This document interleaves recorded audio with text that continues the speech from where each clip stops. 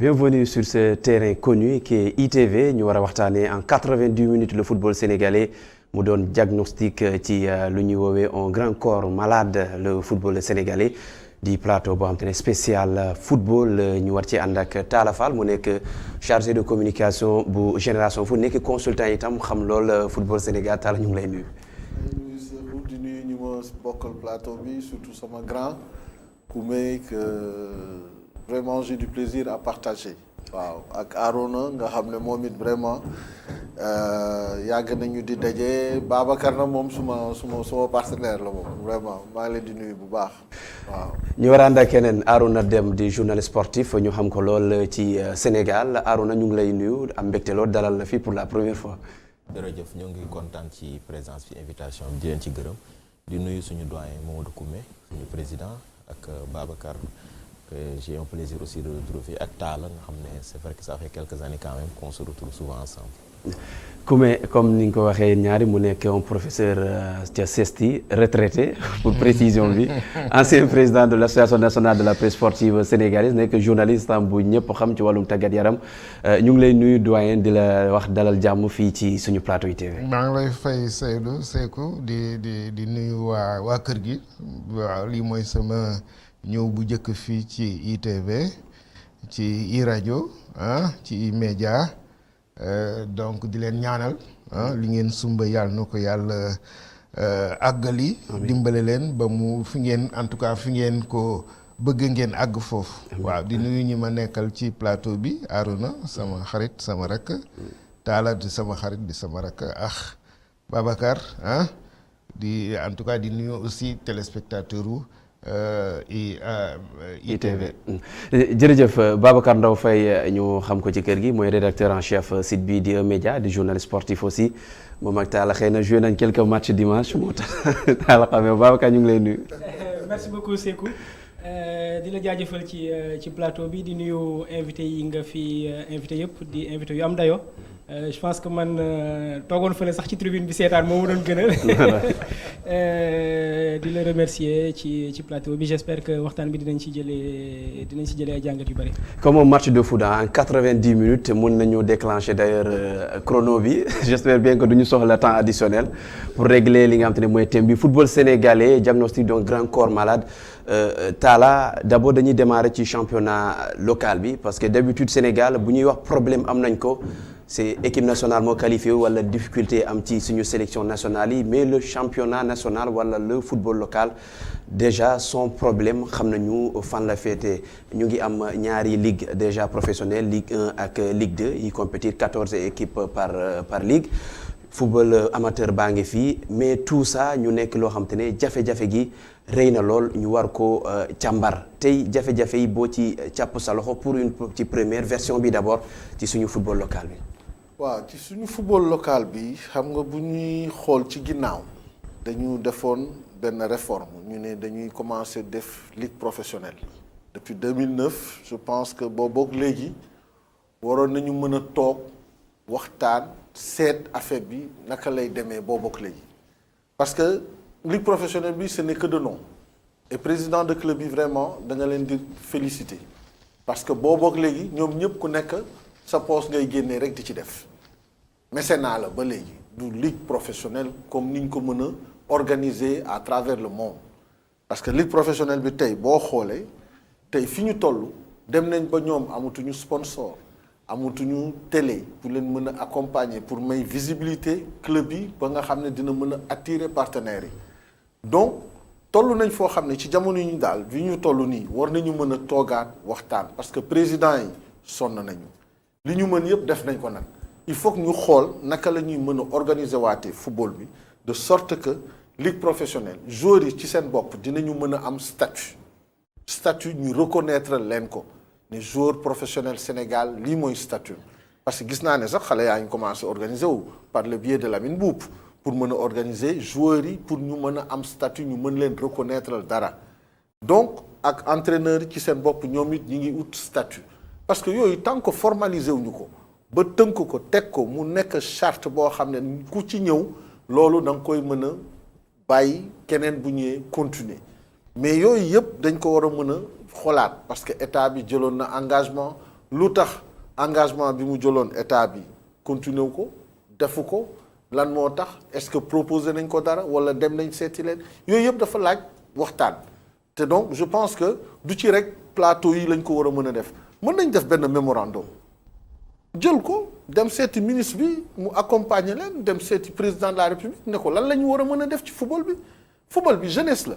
jeunesse moo ko soxla ñi ciy encadré ñëpp ay seen jarbaat la ñuy encadré donc à partir de ce moment je pense que ne war nañu mën a def ay propositions concrètes bind parce que loo bindul joxoo ko nit toog di ko naan jox ñu 1 milliard jox ñu 2 milliards ça résout pas le problème waxtaan ak chaîne de télé yi rédaction yi lan la ñu mën a def pour mën a jàppale football bi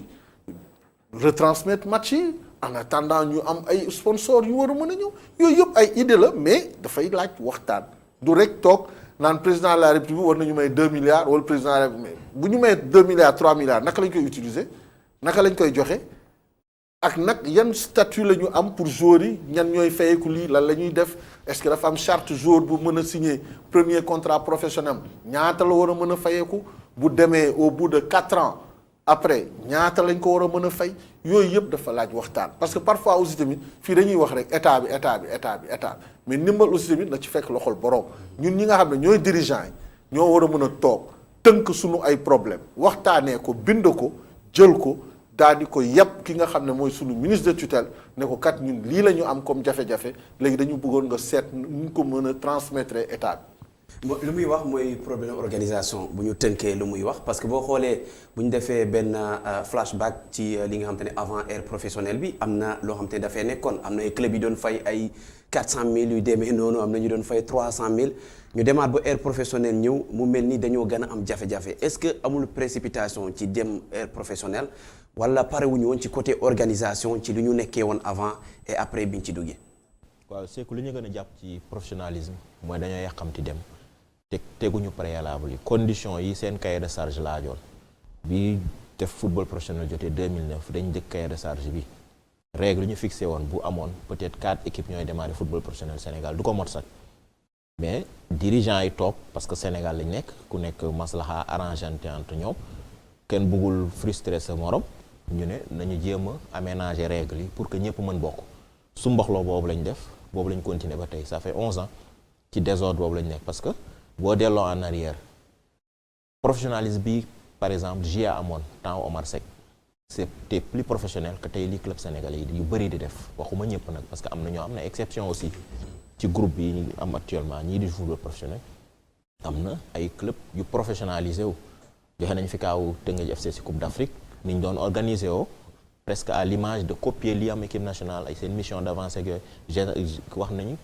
Génération Foot daaw bu ñuy jouer Coupe d'Afrique ils sont donné les moyens conditions yi réunir conditions yooyu pour mën a dem ci compétition yi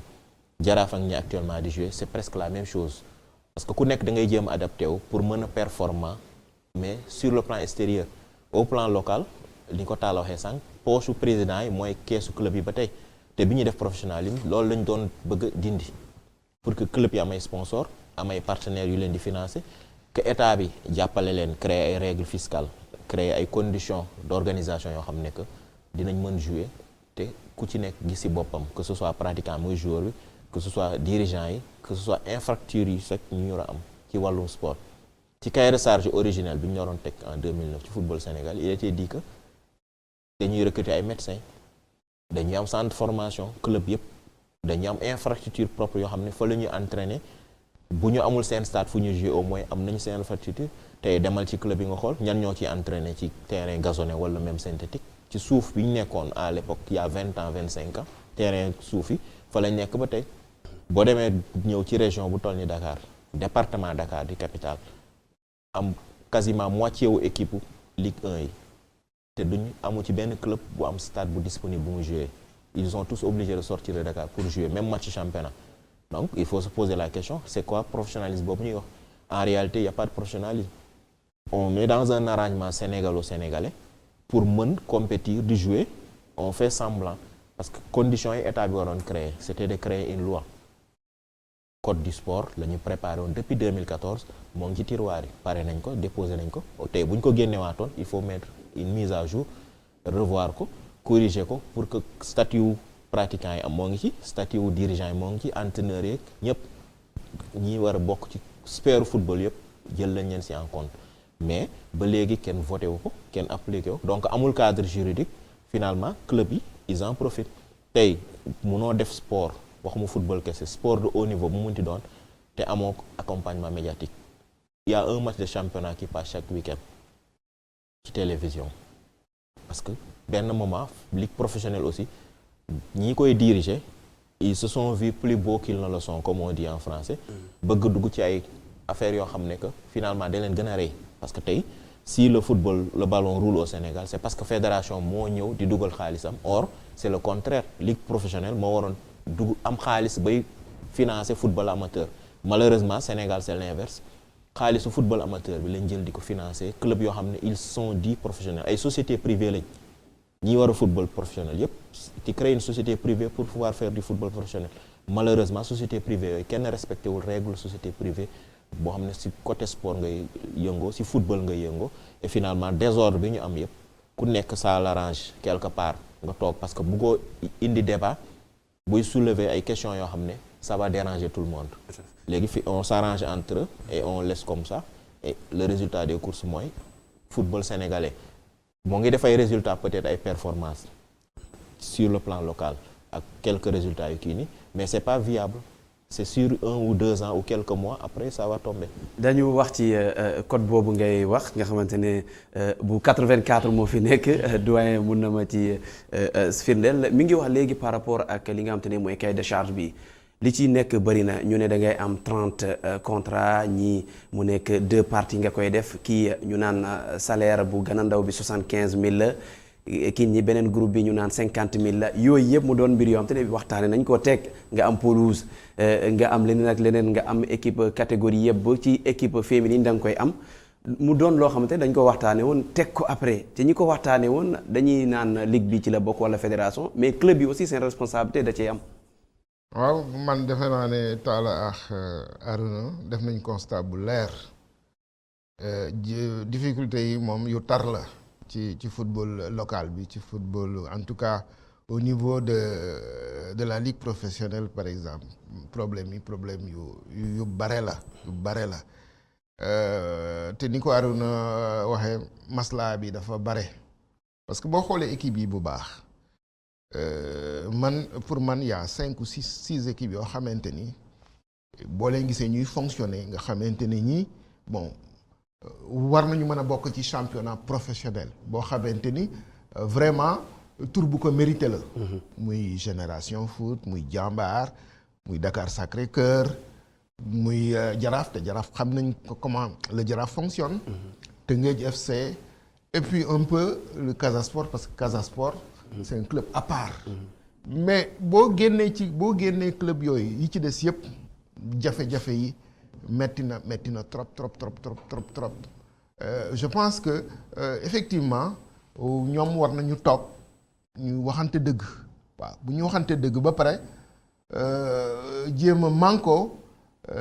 dem seeti ji pouvoir public yi waxtaan ak pouvoir public yi comme ni ko Talla waxee ñu xool fan la leen pouvoir public yi mën a dimbale. Sinon on n'avance pas on va tourner en rond dans ce football là te football bi ñun li ma ci nemmeeku li ci ñu bare nemmeeku bon on travaille beaucoup am na ñoo xam ne dañuy liggéey am na ñoo xam ne dañuy liggéey mais li ñu liggéey yëpp ci bitti la jëm waaw ci bitti la jëm parce que xale yi aussi boo leen fay ay 200 000 ay 150 000 bu ñu gisee réew meneen foo xamante ni bon mën nañ fa dem daan fa seen doole. football fa am lu ëpp loolu dañuy dem. tout à fait donc football économie la. waaw il faut que ñu organiser ko il faut que ñëpp mën ci gis seen bopp mais ni ñu organiser suñu football actuellement mais ay problème la surtout ñaari at yi nga xamante ni ñaari atu pandémie bi encore ñëw na yokk jafe-jafe yi. Et ensuite il y a le football non informel là aussi il faut que ñu wax ko nawetaan yi c'est un football nawetaan yi nan la ñu mën a def dolli football formel bi wala football formel bi nan la ñu mën a def bon déggoo nawetaan bi là aussi il y a un problème il y a contradiction yi dafa bare boo gisee nawetaan di jouer 8 mois sur 12 mais tu te poses des questions tu te dis mais lii mooy lan est-ce que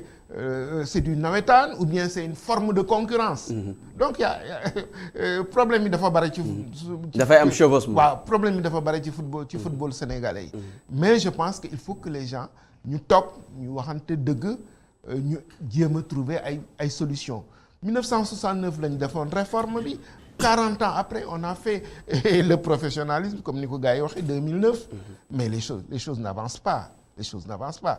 Arona a parlé du cas de la Jeanne d'Arc Omar Seck qui disait que cette Jeanne d'Arc là était beaucoup plus professionnelle que les clubs dits professionnels aujourd'hui donc moi je pense qu'on tourne en rond il est temps de s'asseoir de se dire la vérité essayer vraiment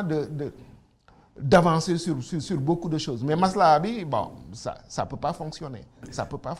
Benef est-ce que nekkul dañoo nekk di xawma naxante wala nax suñu bopp bu ñu jàppee ni mbir yaa ngi dox parce que parfois da ngay wax nit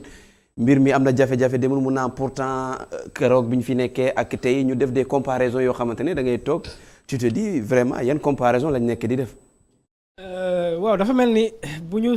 defee taxaw seetlu effectivement am na luy dox maintenant la question c'est de voir lan mooy dox ak lan moo koy doxal li may jàpp mooy doyen dafa joxe ñaari repère muy 69 et puis 40 ans plus tard mu mel ni bu ñu ko doon méngale ci politique day mel dañu naan ñu ngi ci 3e république football mais bi ñu ñëwee ci 2009 Diop en réalité c'est plus un syndicat de présidents de club yu fipp woon contre benn forme d'organisation créé CCPC après bon ñu am comité de normalisation les gens se sont dit bon am na teg nañ ay pistes parce que le principal problème c'est que Sénégal bu dee pour def diagnostic wala pour wax ne lii muy métti lii doxul bi ñu teg nous sommes très forts. ñoo ko fi Dakar. Nous sommes très forts ils vont faire le truc bon. Tu vas voir la preuve même candidat yi bu ñuy laaj fédération tu vois des propositions yoo xam tu te dis pourquoi pas est-ce que ñoom mën nañu ko appliquer mais bu ñu ko appliquer mais le problème mooy lii dox fii tey jii mooy principale chose bi mooy matière première bi am na fi muy des joueurs de talent. loolu moom je pense que Sénégal mën nañ ñàkk lépp mais je pense que sur chaque génération on a ça et c'est ça comme football loolu mooy principale base bi ça masque toutes les autres imperfections. La preuve boo xoolee équipe nationale sur 20 ans wala 15 ans tu te dis qu'il y a une forte assise de joueurs yoo xam ne bi ñu leen di jël nekkuñu woon ci championnat bi peut-être mais ñu ci bëri ci championnat bi lañ leen di former ça veut dire que en termes de talent il y a déjà ça cette matière première mais qu'est-ce qu'on fait de cette matière première là mooy li xew ci yeneen secteurs yëpp dañuy jël bon à quelques exceptions près ñu taf yëngal parce que booy am nañ talent ak affaire yooyu on s'organise comme on peut n'importe comment puisque ces joueurs-là ont du talent il y aura toujours des puristes ak ñi nga xam ne bëgg nañ football ils vont aller regarder mais qu'est-ce qui a été fait en termes d'organisation pour matière première boobu doon un produit fini loolu moo amul c'est-à-dire accompagnement boobu tey jii les clubs enfin je vais même pas boobu wax professionnel mais tey jii club bu football yi bu ñu nee on a une trentaine de clubs professionnels boo jëlee entre les Ligue 1 ak Ligue 2 un peu moins de 30. 28 un peu moins de 30 tu prends club bu nekk bu fekkoon on était bien organisé club bu nekk war nga am au minimum une 50aine de salariés entre les joueurs le staff technique le staff administratif même plus. loolu aucun État ne cracherait dessus en termes d'emploi yi nga xam ne moom la benn secteur di pourvoir. te li am ci ginnaaw tey jii mooy li tax état bi les gens parlent d'état accompagné wala affaire yi mais le problème mooy nu ñu koy waxee uude ni mu lay gisee noonu la lay ëwalee tey jii depuis qu'ils sont là tous les dirigeants yi nekk ci autour du football sénégalais à part topp def grappe autour de l'équipe nationale bu équipe nationale jotee ñu ne nañ wootee nañ dajaloo nangam nañ teg suñu jafe-jafe yëpp de côté mais je n'ai jamais vu mu am une proposition sérieuse bu ñëw bu ne lii war nañ ko def ak nii ak nii ci délai bi avec tels hommes avec tels moyens ak yooyu loolu bu amul on va continuer à parler autour du vide mais les mêmes problèmes vont continuer à subsister après on aura toujours des joueurs de talent benn Sadio Mané jóge Bambali benn Ismaël Sarr jóge Saint-Louis on va continuer di daw ci ginnaaw loolu mais même ci joueurs yooyu tey jii ban club sénégalais mu nga gis mu jaay joueur il y en a pas c'est-à-dire amuñu sax un niveau d'organisation bu solide bu leen mën a permettre tey jii ñu mën a jaay joueur ci à l'étranger ak affaire yooyu il y a toujours de petits arrangements pour que joueur bi dem contre vraiment des broutilles alors que joueur boobu d'un niveau équivalent bu ñu koy jëli Brésil wala Argentine ak affaire yooyu les gens ils vont casquer des millions d'euros mais pourquoi duñ ko def fii parce qu'on n'a pas l'organisation qu'il faut pour exploiter matière première boobu. alors Talla yow yaa ngi ci club Génération Foot ci ñiy transféré bokk ngeen ci est-ce que tey doo leen sentir ne vous êtes trop seul que yéen club yi en tout cas sentir ngeen vraiment accompagnement bi war boo xam te ne benn protection entre guillemets boo xam te ne war na tukkee ci seen kilifa. waaw mais xam nga àdduna boo ci nekkee organisation la ak méthode de travail donc loolu moom moo am fépp ci àdduna boo ko fayiree rek léppay nekk affaire u taxale te ñun dama ragal ne ci loolu la ñu war a gën a gëstu organisation ak méthode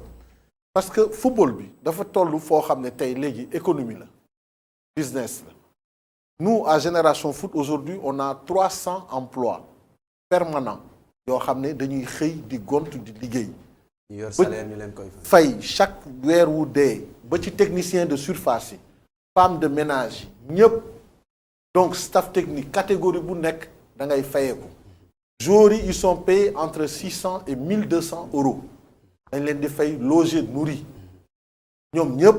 amul kenn ku ci ne Génération Foot mës na la ameel en 2 ans ou 3 ans ou 4 ans de contrat. Un seul mois d'arriéré de salaire.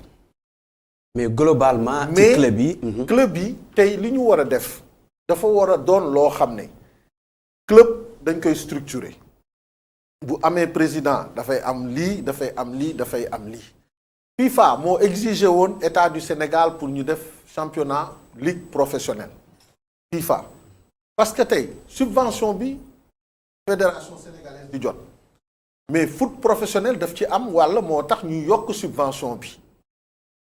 foot professionnel FIFA moo ko exiger Sénégal ba nga xam ne subvention bi FIFA di yónnee Sénégal xaalisu foot professionnel mi ngi ci. yéen a ngi koy jotee noonu. foot féminin mi ngi ci man waxuma ci distribution bi parce que loolu du loolu mooy tax pérennité football bi jëm kanam pérennité bi mooy dañ ko war a mën a organiser ñun comme li ñu wax. munoo weesu lu dul organiser def mémorandum club yëpp am nañu tey ay dirigeants de valeur de qualité mais naka la ñuy fexee ba convaincre état parce que Arouna wax na ko ay société la ñu demandé état bi bu ñu nax suñu bopp bu fekkee nañu yaakaar ni dinañ jël ay milliards di ko xëpp ci sport bi noonu rek parce que structuré wuñu ko bu ñu ko defee ci football bi basket bi suba mu laaj leen handball bi suba mu laaj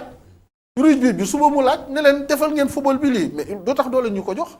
mais dañ leen ne woon def leen ay société boo defee société nag dafay am transparence bu boobaa état dina ne kii kat mi ngi verser TVA boobu man dinaa ko ñeme jël léegi moom it dinaa ko mën a subventionner comme ni ñuy subventionner la presse l'aide à la presse du am na c'est parce que dafa doon ay sociétés yu nekk en place état mënul subventionner de manière informelle nii rek jël 2 3 4 milliards jox ñu ko après toog di ñu seetaan chaque année mu joxaat ñu ko xaalis bi xam ñan lay jëriñ yan salaire lay fay yan emploi lay créer après moom it mu mën a sukkandiku ci loolu de par sa politique dire que ne moi j'ai accompagné tant de sociétés pour la création d'emplois c'est ce que l'État dit aujourd'hui par rapport à cette jeunesse le football est pratiqué par des jeunes yooyu tey état bi war na xam ne gis nga football bi y a au moins 3000 emplois entre les différents clubs yu ci nekk mais dafa laaj organisation président yi nañu xam ne ñun ñëpp ñi koy encadrer dirigeants yi yëpp nañu xam ne bu ñu bëggee état bi jox ñu gëdd bi ñu soxla ñun ñoo ko mën a organiser suñu bopp ba pare après soo jógee dem tegal ko ay këyit mu xam ne kii lii la def mais suñ ko defulee mais on va droit au mur chaque année c'est l'éternel recommencement. responsabilité club yi ci responsable club yi en tout cas ci problème d'organisation boobu parce que tey club yu bëri président bi ngay gis moom ngay mujjee gis moom ngay njëkkee gis moom mooy joxe xaalisam mooy lépp société anonyme yooyu ñuy wax gisoo en tout cas ñi ci bëri amuñu ko lépp ci poche président lay jógee bu demee noonu est-ce que organisation bi aussi responsabilité dirigeant yooyu noonu nekku ci. en partie moo ngi ci parce que gis nañu règle bi am ci club sénégalais yow boo nekkoon milliardaire ñëw Sénégal comme à l'époque Bernard Tapie Marseille yor sa 10 milliards ne damay ñëw investir je donne un exemple terre à terre nii ne damay jël GIA dugal fa sama 10 milliards pour investir di nga gis benn Babacar jóge fële ne kii fu mu jógee du fi jël suñu équipe. Première conséquence bi mooy personne ne veut mettre son argent dans le football sénégalais c'est la réalité il est dirigeant de club xam na partenaires yu ñu am lu leen ci dugal mécénat la plus que autre chose. wala c'est ton club de cœur tu es un homme d'affaires am nga sa xaalis bëgg a jàppale sa club parce que da nga ko bëgg.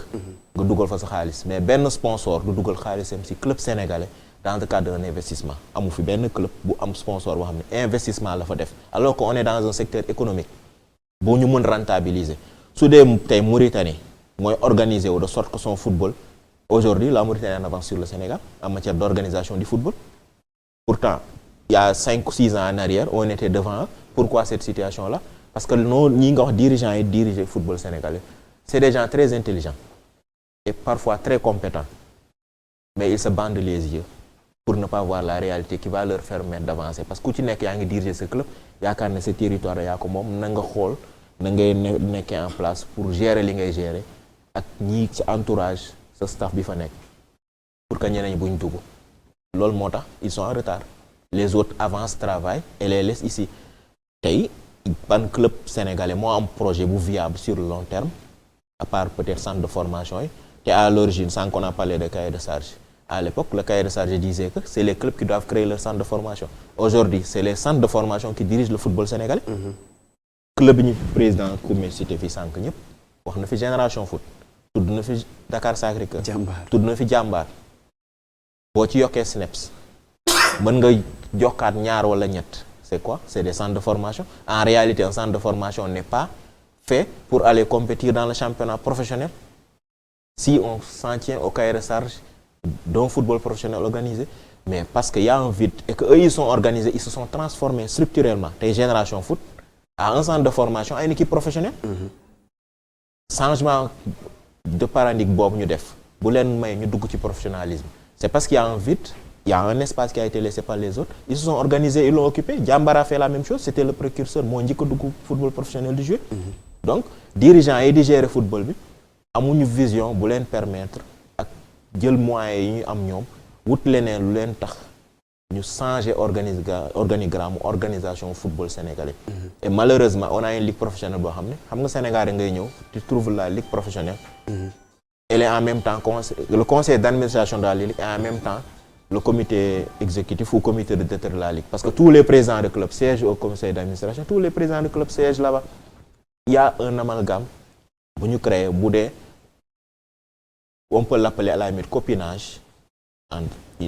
affaire un cercle fermé. boo xam ne c'est les mêmes personnes qui sont dans les différentes structures de contrôle bi ak structure d'exécution bi c'est la même chose. Et finalement donc réforme yi ñu laaj wala waxante dëgg bi président Koumé toog ne nañu toog. Qui se regardent dans les yeux qui se disent la vérité ne lii la ñu war a réformer lii la ñu war a changer nii la ñu war a doxaleen bi baaxul duñ ko def parce que c'est entre eux donc ils préfèrent rester là à ne rien faire. Ligue professionnelle ça fait 11 ans au bout de 5 ans ils devaient faire une évaluation de qu'est-ce qu'ils ont fait depuis 2 ans ils parlent de faire un forum 2019 ba léegi mémorandum pour faire un symposium sur les 10 ans de la Ligue pour analyser xool quelle est la situation de la Ligue qu'est-ce qu'il faut changer qu'est-ce qui a marché qu'est-ce qui n'a pas marché qu'est-ce qu'il faut corriger mais ça fait 2 ans qu'ils en parlent ils ne le font pas parce que confort bi ñu nekk ni actuellement alors qu'ils sont en faillite la réalité c'est que la Ligue est en faillite depuis 2 ans la Ligue est en faillite bu dee daaw fédération moo génnee ay millions pour que le championnat se joue ren c'est la fédération qui finance le championnat elle aurait dû prendre ses responsabilités et retirer sa délégation d'organisation du football professionnel à la Ligue, créer une commission ou créer une nouvelle structure, gérer elle-même son football professionnel parce que le football appartient par délégation de l'État à la fédération. Ligue dañ ko délégué rek pour gérer l'aspect professionnel comme ni football amateur, ligue de football amateur am di ko gérer. Donc la fédération n'a pas pris sa responsabilité, a préféré perfuser parce que bëgguñu dugg ci crise.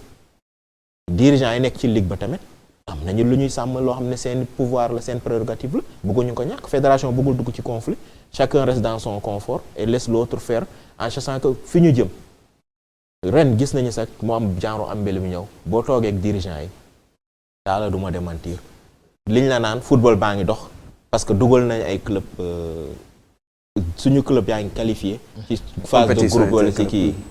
mais c'est comme avec l'équipe nationale A du Sénégal, c'est l'arbre qui cache la forêt. Derrière, il n'y a rien. Et qu'on me dise, petite catégorie Sénégal, quel travail on a fait pour que moi en pérennité, centre de formation, il fait tout de 5. Nous avons alimenté sélection de jeunes, des résultats, des finales, des coupe du monde. Bu dul woon ñoom club yi waroon nekk base bi tey socle bi kenn si ñoom benn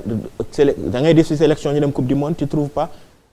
5 joueurs qui viennent sur les 23 5 qui viennent des clubs traditionnels appelés entre guillemets clubs traditionnels parce que amatuñu petite catégorie donc si dans ces conditions là ku nekk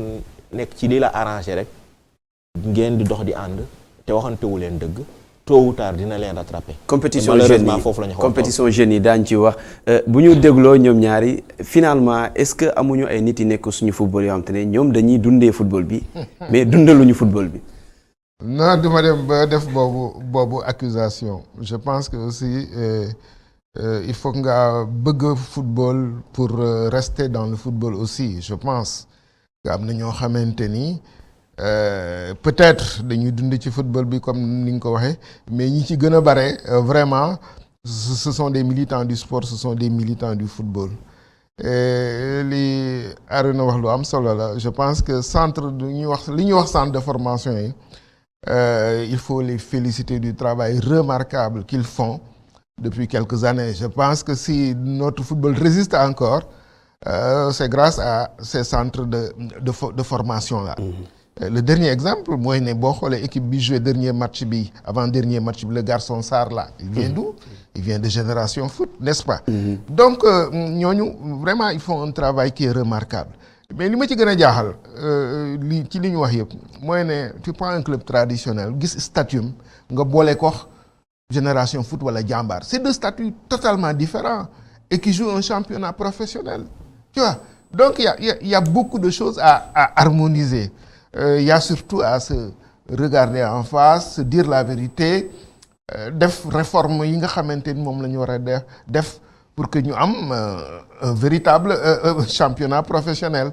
mais kooku courage la il faut que nga am courage. courage pour def réforme pour waxtaanee suñu football tegaat ko ci raay. kon problème bi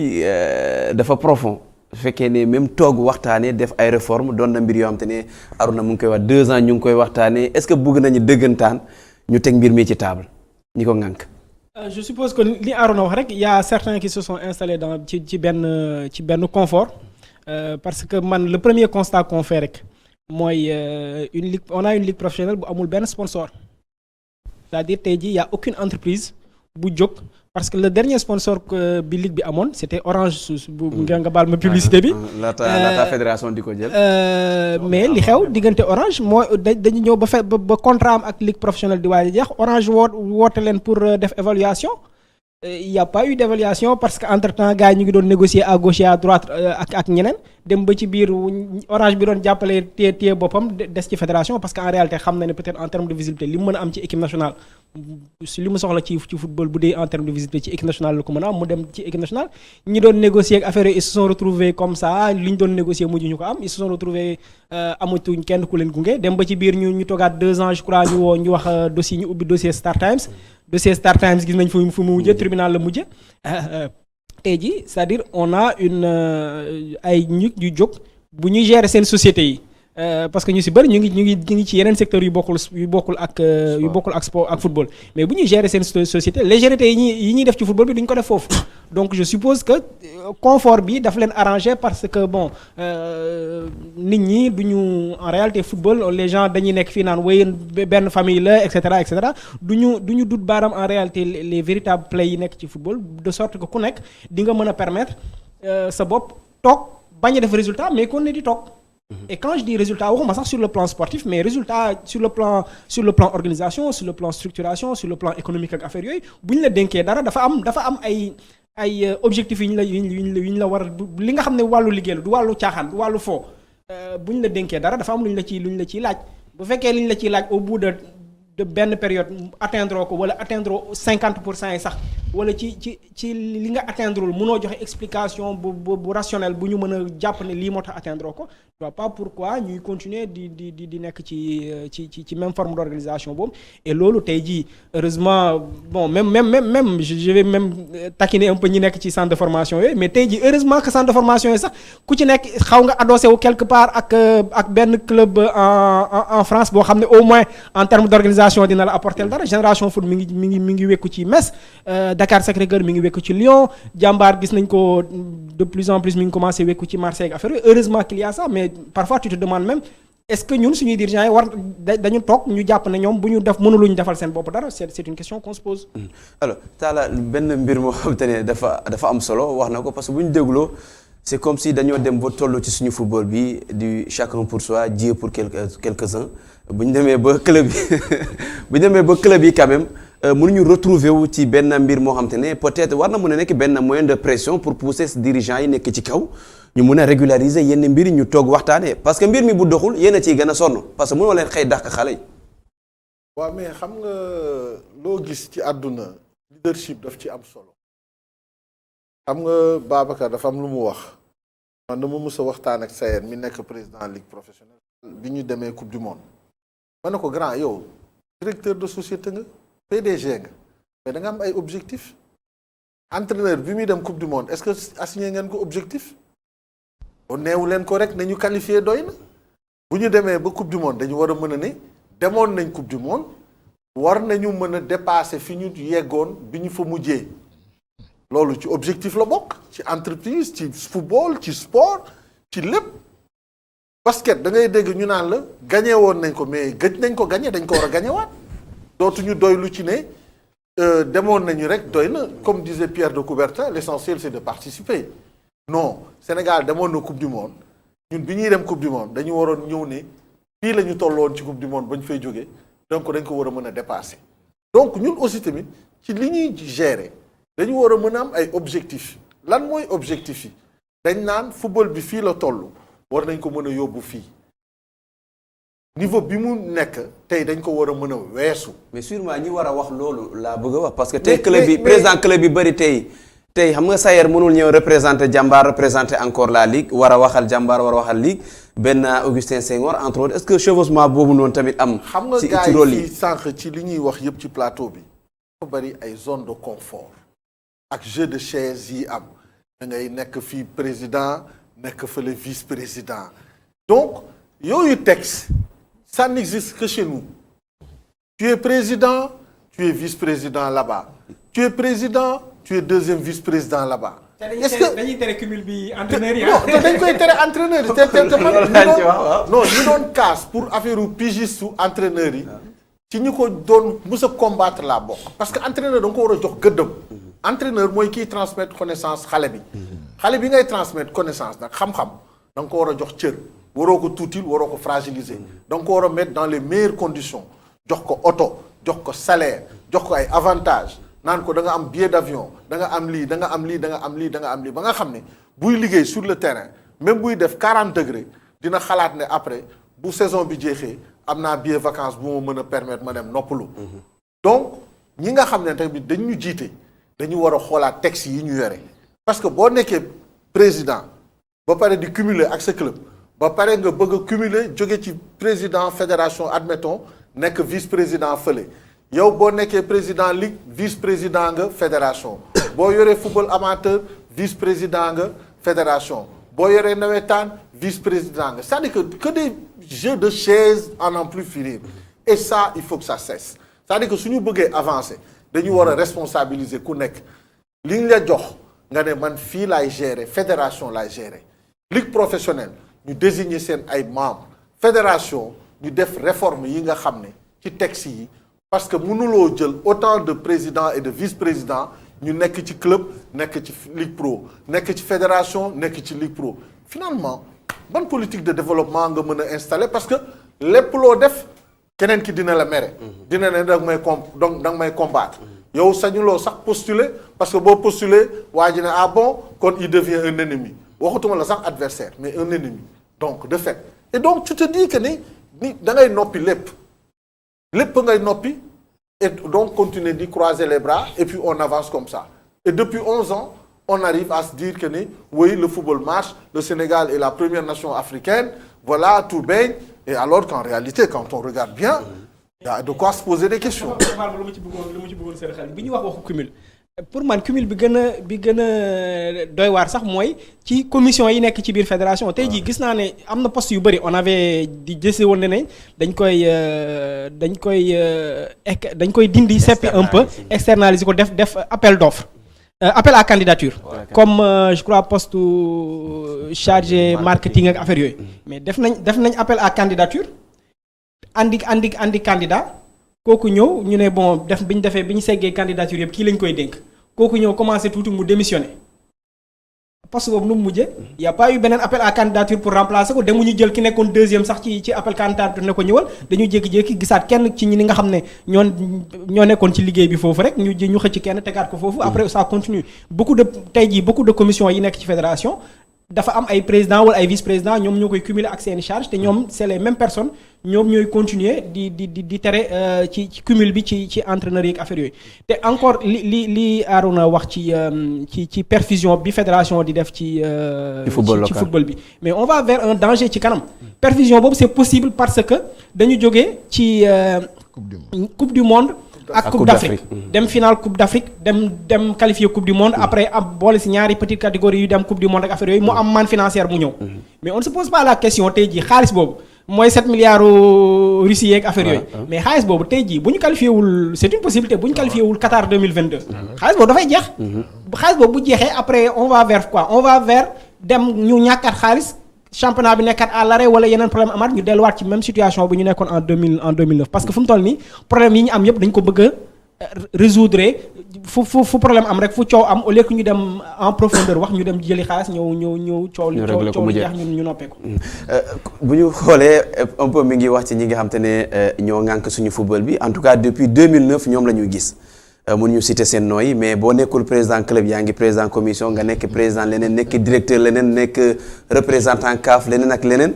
mbir mi aussi war na mun a yaatu parce que dafay niru rek ñii ñoo mun a gérer football ñi ci bokk mënuñoo gérer football. mais lu ko waral mooy dañ dem élection ñu élire leen mais Sénégal mooy seule fédération boo xam ne le président élu par l'Assemblée générale et tout son bureau élu par les autres. Augustin Senghor bi nekk président fédération il n'a choisi personne dans son bureau. vice-président yi si fa nekk ils sont escalités mais loolu nag c'est la faute de Augustin du CNF et de la fédération ñoom ñoo defar seen texte 2009 il était chargé de la réforme du CNF pour régler un problème parce qu'il y avait une crise dans le football sénégalais on a dit qu'il faut impliquer tout le monde il faut remettre toutes les structures du football à l'intérieur on a fait des statuts standards jëlu FIFA yi adapté ko parce que FIFA aussi c'est la même chose vice-président au FIFA yëpp c'est les présidents de confédération président CAF mooy premier vice-président FIFA ñu copier loolu ñëw teg de sorte que président ligue professionnelle d'office il est premier vice-président de la fédération de football même s'il est adversaire du président de la fédération s'ils ne s'entendent pas s'ils sont en conflit c'est lui qui devient son numéro 1 le président de la ligue amateur et le président de deuxième vice-président ñu structurer bureau ba noonu jël ligue régionale yi ñu désigner seen coordonnateur seen président ñoom seen collectif lui aussi il est vice-président 6e vice-président bi c'est qui c'est le président de l'association des anciens internationaux Cheikh donc 6 vice-présidents yëpp c'est des gens choisis par d'autres structures pour les représenter c'était pour def inclusion moment boobu mais la réalité c'est que dans la pratique on voit que ça ne marche pas c'est la réalité aussi parce que bu ñu defoon comme ni Ivoiriens yi di def président bi candidat il vient on dit qu'il y a 35 membres au comité exécutif tu viens avec ta liste la liste gagne prend tous les postes et le président choisit les hommes avec qui il travaille mais yow da ngay ñëw di liggéey am sa programme ak sa projet mais ñi war a exécuter programme ak projet bi ñeneen ñoo leen tànn du yow même s'il y a pas parce que parfois il y a un problème de compétence gis nañ fi ay nit ñoo xam ne ils n'ont pas le profil de l'emploi parce qu'ils sont membres comité exécutif on te dit président chargé commission marketing et communication match conférence de presse bi journaliste di couvrir sax bu Aliou Cissé di joxe entre listam wala bu ñuy organiser conférence de presse xamoo sax nu muy fonctionner après il y a des problèmes avec les journalistes sénégalais eux-mêmes avant sax di dem sur le plan international ou bien nga ñëw ñu ne yow tu es chargé de la sécurité de la fédération fekk yow loolu xamoo ci dara heureusement ils ont réglé parce qu'il y a au moins aujourd'hui le commissaire Demba Sarr là-bas qui gère mais on a eu du temps dans les années passées des moments où à la fédération de football qui doon gérer sécurité xamu ci dara qui gérer commission médicale les médecins sont là on prend quelqu'un on dit tu es président de la commission médicale le médecin de l'équipe nationale il est ton vice-président qui est le spécialiste de la santé du médecin bi pourtant c'est le fédéral qui dirige parce qu'on dit les commissions sont présidées par des membres du comité exécutif et finalement compétence bi fédération soxla parce que compétence de deux manières nga koy am soit c'est des gens élus qui sont compétents on les met en poste précis pour ñu liggéey ils sont spécialistes de communication ou spécialistes de santé ou de marketing wala leneen ou bien il y a les élus qui sont là qui dirigent qui occupent leur poste et qui créent des fonctions à l'intérieur par exemple tu crées un département marketing nga recruter nit boo xam ne spécialiste marketing la muy jaay sa produit muy jaay sa football nga dem recruter ji directeur communication muy fonctionner la sa communication mais fédération deful loolu compétence yi mu soxla xaalis bi ñuy wax fédération am na xaalis effectivement en ce moment mais xaalis boobu ça devait servir à quoi de mon point de vue c'était ñu créer ay structures ay infrastructures pour football sénégalais yi créer ay centres tey tu vas au Burkina Faso dans chaque région du Burkina ils ont créé un centre de formation ay pôles régionaux Sénégal depuis plus de 20 ans on parle de ces choses-là ba léegi à part centre Jules François Bocandé gisoo fi benn région bu ñu créé centre on dit qu'on a une direction technique nationale qui travaille c'est alors que direction technique régionale yi boo fa demee ci stade yi lañ leen loger bureau sax amu fa comment ils vont encadrer ou former des jeunes le travail qu'ils devaient faire ay nit ñooy ñëw créer seeni propre centre wala seen académie jël di substituer wu ñoom donc la fédération tey ni mu structuré woo ligue bi nekk ci même registre bi ça ne leur permet pas ñu am organisation buy avancer le football bi on tourne en rond parce qu'il y a de l'argent ça cache les failles on problème bu am bu ndaw rek ñu génne ay millions yu bëri teg et tout le monde se tait on a vu ici ci histoire Covid bi ñu arrêté championnat ñu subventionné club yi nee leen jàpp leen ci lii ngeen gérer tout le monde les gens ont oublié les problèmes qu'il y avait dans le football alors que période boobu trêve amoon dara doxatul woon mais mënoon nañu toog commencer réfléchir comment réorganiser le football nan lañu koy relancer bu jotee tey ils sont dans la deuxième année de Covid mais ban projet ban programme de relance lañ fi présenté ne nit ñi ci lii la ñuy basé wu pour football bi en 2022 lii la war a nuróol xamuñu calendrier rek le Sénégal commencé de mon point de vue avancé réglé. pourtant waxoon nañu ci jamono jooju dañuy toog waxtaanee ko am na ay dirigeants ci football yi ko waxoon am na loo xamante ne aussi lu am solo la dañuy wax Sénégal dafa am problème spectacle ci suñu championnat bi jaayuñu ko. suñu championnat bi aussi. bon en tout cas ñaari année yi loolu mënuñu ko wax comme ñaari année yi amul spectateur. kenn du dugg kenn du seetaan waaw mais spectacle bi aussi ça dépend de la qualité du jeu ça dépend de la qualité du football qui est produit aujourd'hui football bi dafa am concurrence. concurrence bi lu ko indi lu bare la ah man bëgg naa dem stade man jullit laa. bëgg naa bu tàkkusaan jotee ma am fu ma mën a jullee doo ko am bu ma yenn yi bon dabee bëgg naa dem toilette amul toilette mais spectacle ok mais cadre bi aussi il faut nga am un cadre convivial boo xamante ni boo ñëwee yow fii mën nga fi rester boo gisee léegi li xew ci dëkku tubaab yi ci dëkku tugal yu mag yi mais dem stade plaisir la parce que boo demee stade li nga bëgg yépp mën nga ko fekk ci biir stade bi mais ñun nag suñu stade gars yi dañuy dem juste pour seetaan départ dem stade boo xamante ni amul toilette amul foo jullee mais am na yoo xamante ni yooyu am solo la pour retenir les gens et ensuite am na concurrence bi mooy lan mooy canal mooy télévision bi da ngay toog sa kër mais problème yooyu yëpp doo ko am nga seetaan tu as un beau spectacle en tout cas un spectacle boo xamante ni moo dàq suñu spectacle yi yaa ngi ci ay conditions parce que sa kër nga nekk yu bare mën nga ko gérer mën nga gérer sa julli mën nga gérer dem boo amee soxla toppatoo ko ak yooyu yëpp loolu aussi lu am solo la il faudrait que ñu réfléchir aussi ci loolu gars yaa ngi koy wax on est à Dakar c'est la capitale boo jëlee club yi nga xamante ni Ligue 1 Ligue 2 majorité yi c'est des clubs de Dakar club yi mënuñu jouer à Dakar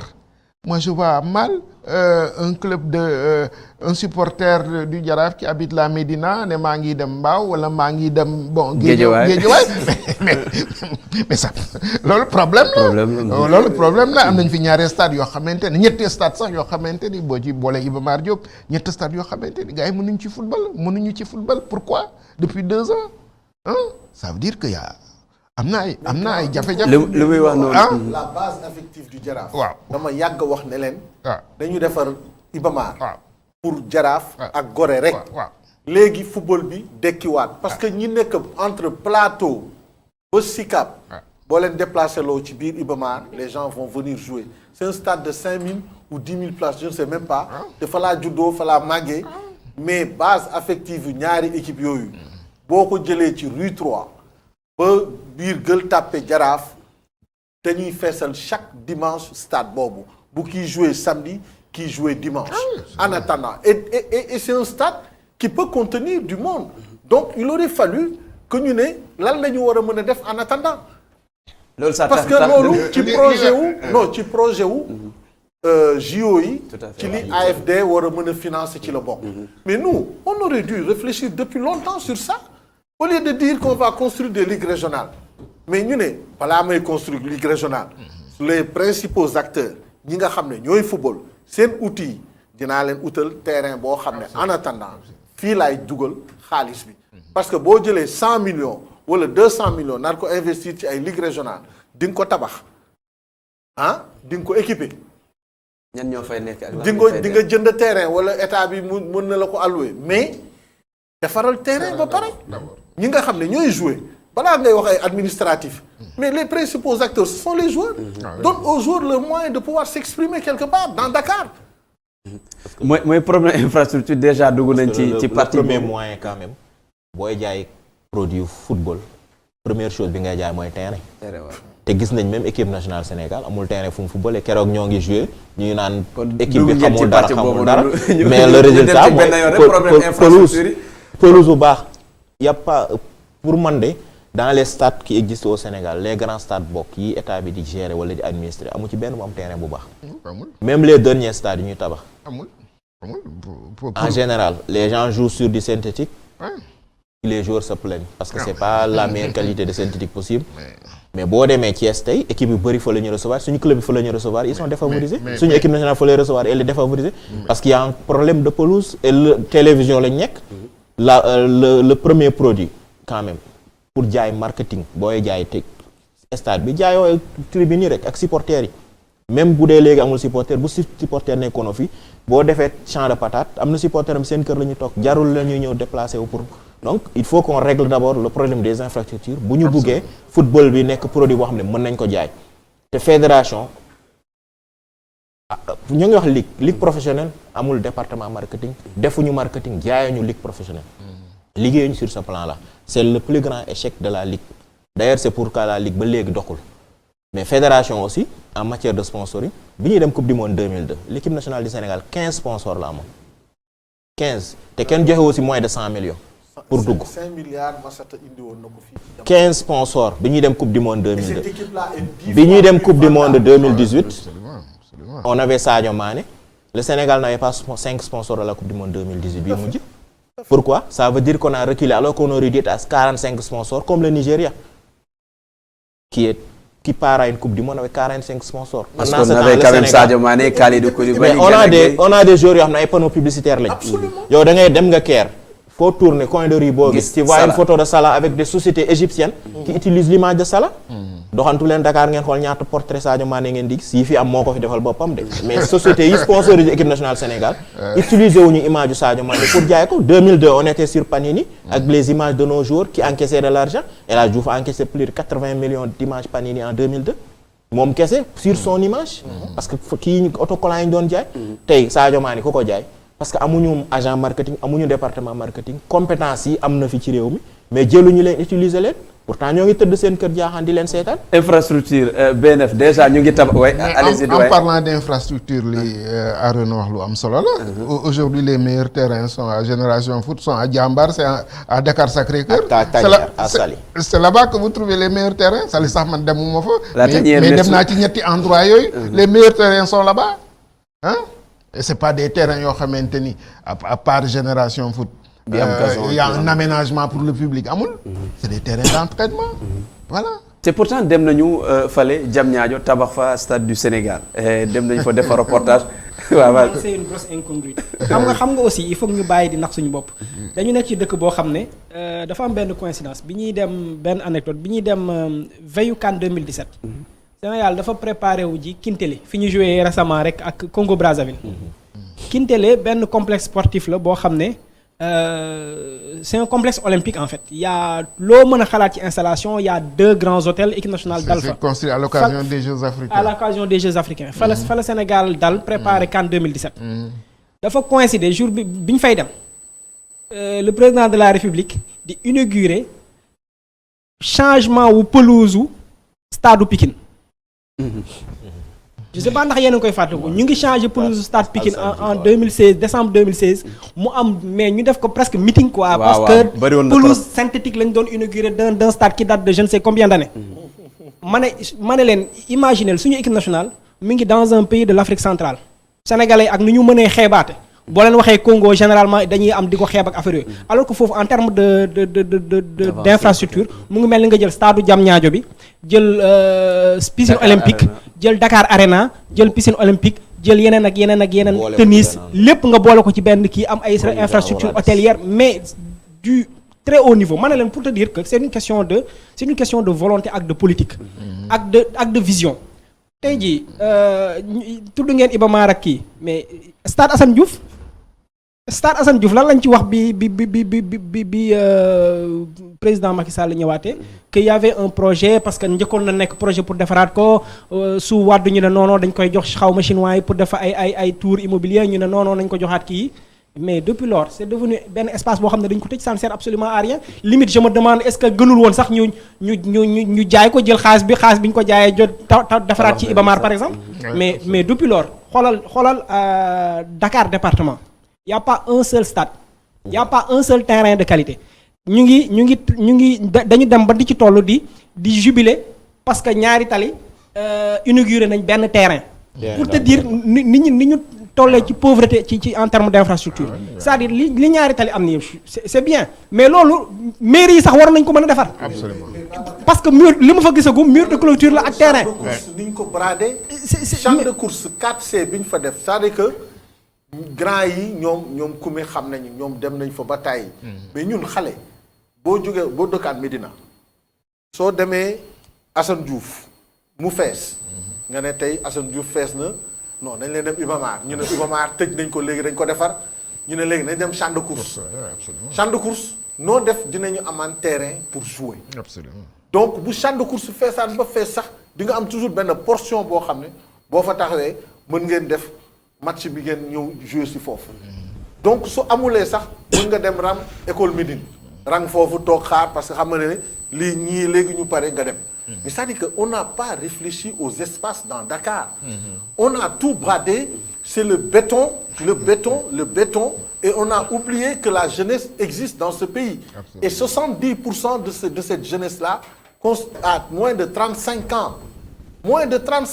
amuñu espace c'est-à-dire que aujourd'hui moi je vis à la Médina su ma génnee booy yëpp ngi 2 camps fu ne du lundi au dimanche te mënoo leen ko tere parce que amatuñu espace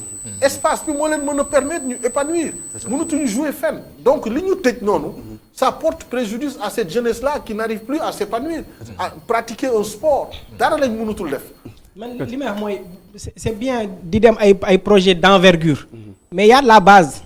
tey jii ce qui se passe à Diamniadio c'est bien de construire loolu surtout bu fekkee dañuy recevoir Jeux olympiques de la jeunesse ak yooyu mais la base mooy fii nii tey jii stade Léopold Sédar Senghor nga xam ne mooy en fait le stade idéal pour le football sénégalais depuis équipe nationale depuis lors c'est fermé depuis quand lan lañ ci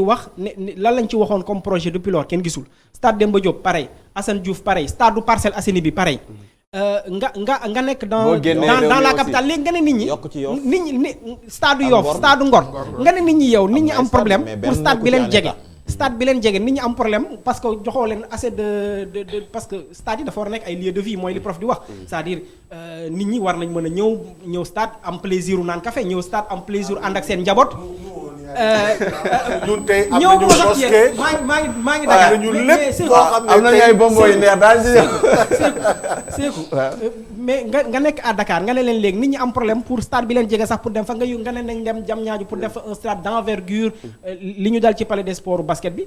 moo ñu nar a day Dakar Arena. waaw exploité wu y a de grandes chances que mu dal ñu ci foofu alors que. mais Babacar je pense que y a plein de le stade de Diamniadio quand même de mon point de vue tabaxuñu ko pour championnat wala leneen. Ouais, non, c'est ça que je c'est dis. une infrastructure C'est très bien, dédiée même pour les Jeux Olympiques, c'est pour le futur, c'est pas dans l'immédiat. C'est Même bien si ça de ouvre déconcentrer ça quelques et tout. Mais il y a d'abord la base. Moi, la base, tey jii mooy à Dakar. Tu prends Dakar jëm ba même boo ci boolee Pikine nag yooyu amul stade de qualité boo xam ne mën nañu wax ne aux normes internationales bu benn équipe Sénégal mën a recevoir tous les clubs de la région de Dakar bu ñuy recevoir ils sont obligés peut-être dem Thiès. Encore que Thiès xoolal lañu fay fekk. waaw Thiès déjà c'est pas un stade, c'est pas une pelouse de qualité. Tout ce qu'on a là-bas à Génération Foot, c'est sur les normes FIFA. En dehors des tribunes. Et l'objectif de Madi aujourd'hui, c'est de faire au moins 20 000 places parce que am nañu lépp salle antidopage. am nañu espace prière am nañu espace VIP lépp loo xam ne tey. mais loolu bu possible pour un club. Ça devrait être possible. volonté même les mairies auraient pu am même bu dee stade du 5 000 10 000 places auraient pu avoir benn stade de parce que tey jii le danger mooy li dal sud-africain yi construire stade envergure parce qu'il y avait la coupe du monde mais après même seen championnat lu mu am spectacle. Ils ont du mal à remplir seen stade au 10e. Parce qu'ils avaient construit des stades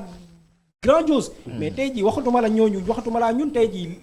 l'idée de base c'est bien d'avoir ça mais l'idée de base c'est que on aurait pu nekk ci benn dynamique boo xam ne chaque région am au moins benn même bu dee 5000 places.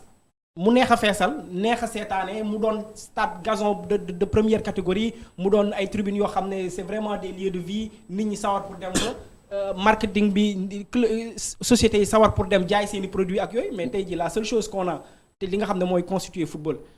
wax naa ko sànq mooy matière première bi ak infrastructure bi on a la matière première mais tout le reste on en a pas. ñu ngi toll ci arrêt de jeu. Mais il y a des stades chinois qui ont été quand même édifiés peut-être dafa àggul ci région yëpp.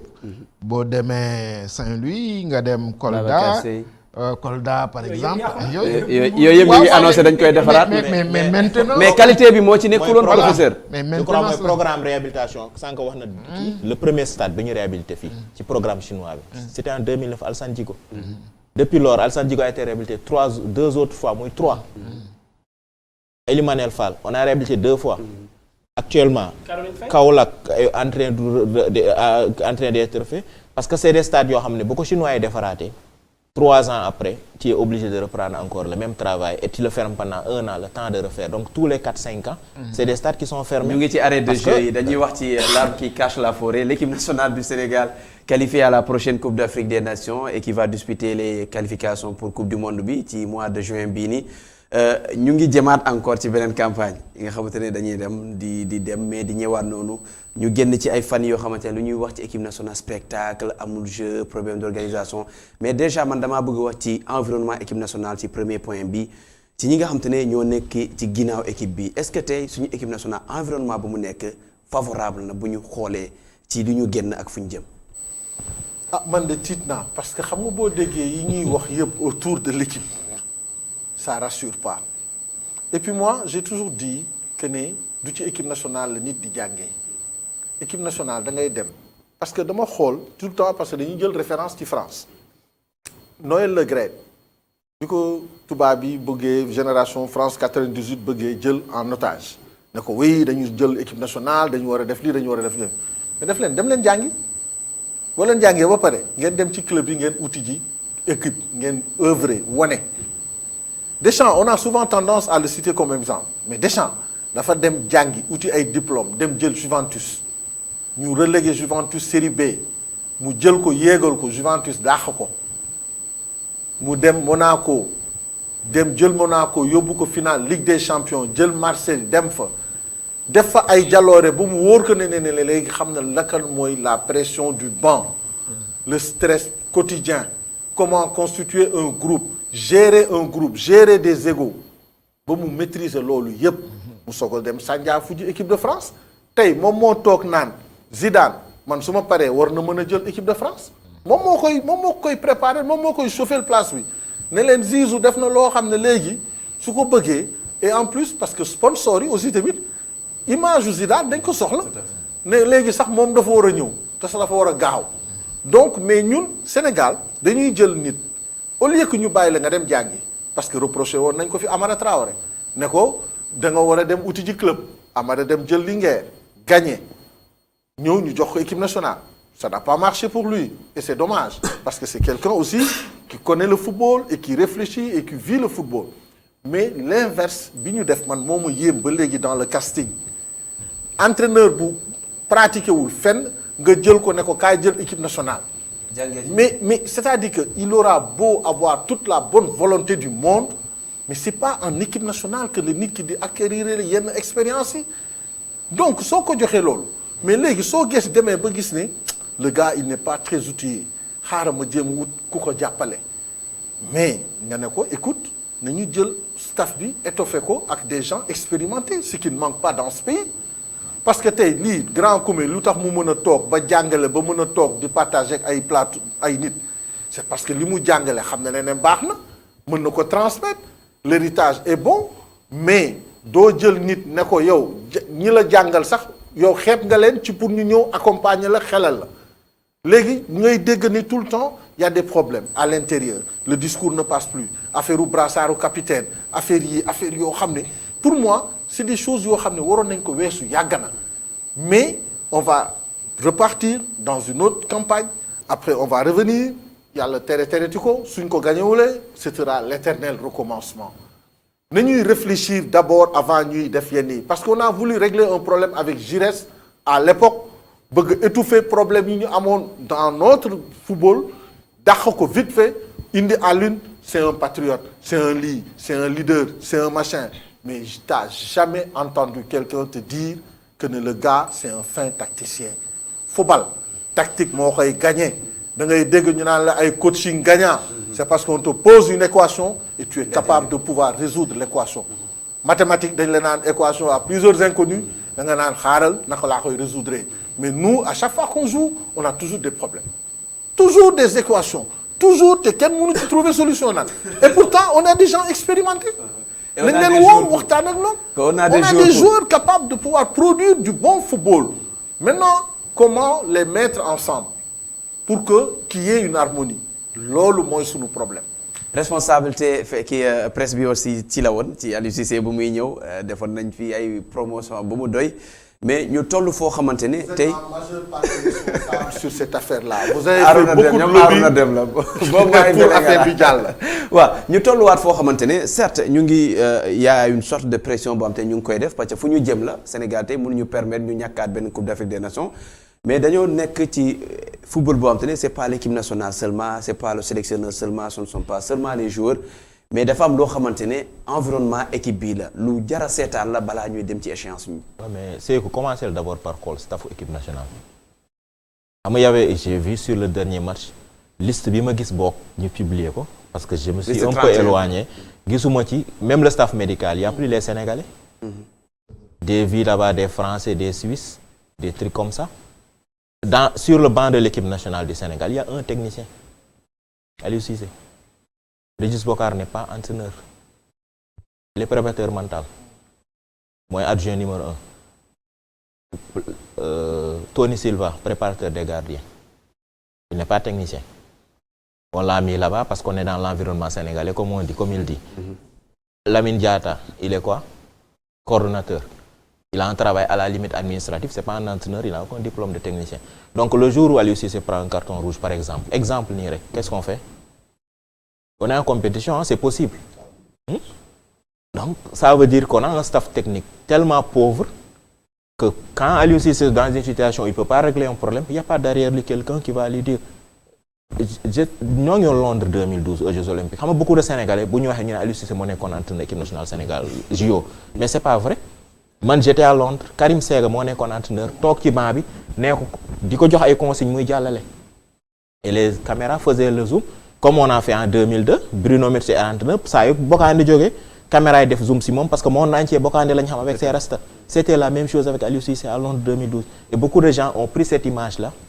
On a même des journalistes européens confirmés yu am expérience yu taxaw naan Aliou Cissé est entraîneur du Sénégal en 2012 il n'était pas entraîneur, il était dans le staff. L'entraîneur c'est feu Karim Ségo Diouf na donc loolu dañuy toog di wax